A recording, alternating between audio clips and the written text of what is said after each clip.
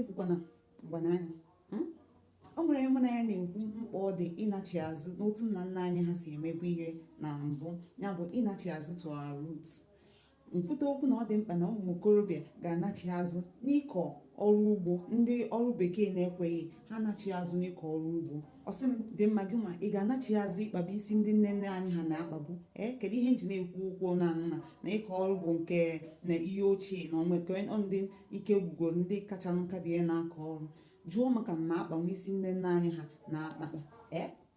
Ekwukwana mgbananya.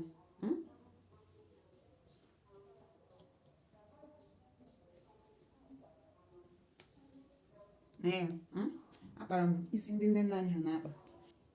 N'ikwu eziokwu, aghọtaghị m ụmụ nwoke ịnachi azụ n'ịkọ ọrụ ugbo si tụnyere ụmụ nwaanyị ịnachi azụ n'ịkpa isi ndị nne nna anyị ha na-akpa. Ịkọ ọrụ ugbo bụ ihe ga-enyere obodo aka uto, bụ ihe ga-eweta ego n'akpa.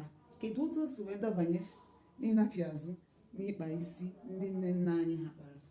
Eziokwu isi amakakwa. Ọ dị ka anyị a ga-anachi azụ. Ụmụ nwaanyị be m, ka ihe uche. Ụmụ nwoke ka ihe iche, ọ mara mma? Ụmụ nwaanyị, ọ dị gị ka ihe ị ga-emenwu? Ị ga-anachi azụ n'ịkpa isi anụmanụ? Onwe nke a na-akpa tụmankasa.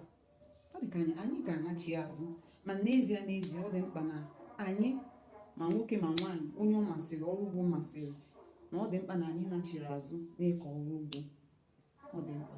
Ihe ọrụ ugbo ji maa mma bụ na ka chi na-efo, igwe eji arụ na-eme ịrụ ọrụ ugbo ọ dị mfe na-apụta, ga-enyere nwoke nyere nwaanyị aka n'ịrụ ọrụ ugbo anụ.